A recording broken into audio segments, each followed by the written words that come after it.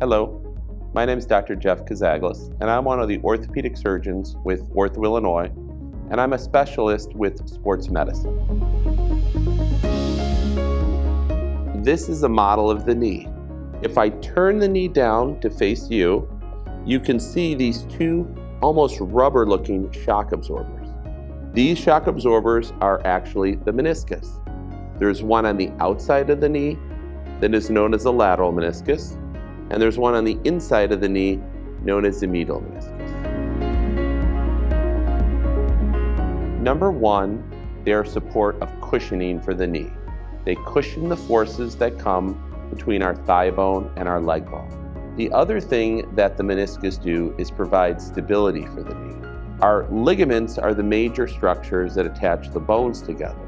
The meniscus, by the shape of them, they're kind of shaped like the Indianapolis 500 or a NASCAR track. The sides of them are banked up.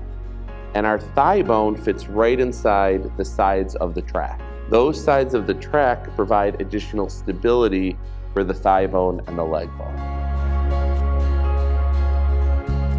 Usually younger patients tear their meniscus while they're doing sports. Sometimes older patients require a little bit less force to tear the meniscus than younger patients. Often an older patient can tear their meniscus simply by bending down to grab the newspaper or walking down the stairs.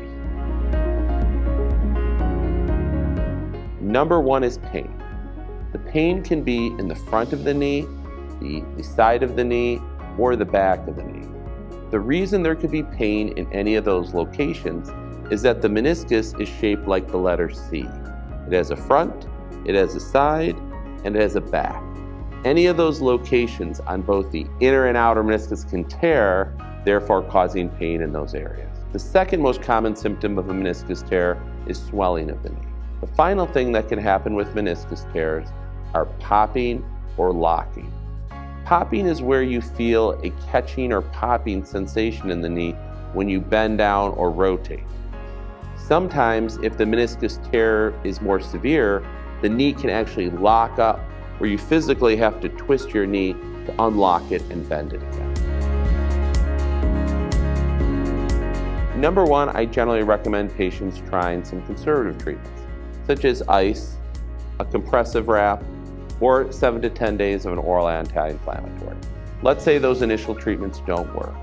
Then you should seek orthopedic care at OrthoIllinois. If we're concerned that the meniscus is torn, we'll order an MRI of your knee, often in conjunction with some physical therapy or even a knee brace.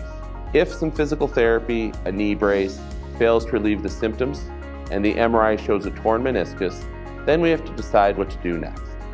Sometimes we can try something as simple as a steroid shot or avoidance of activities that cause pain, but if the symptoms are more severe, then we'll discuss surgery. Surgery can be kind of complicated for the meniscus because some of it depends on how the meniscus is torn and also where the meniscus is torn. Sometimes operating on the meniscus involves sewing the torn parts back together, and other times if the meniscus is torn, we trim the torn meniscus away.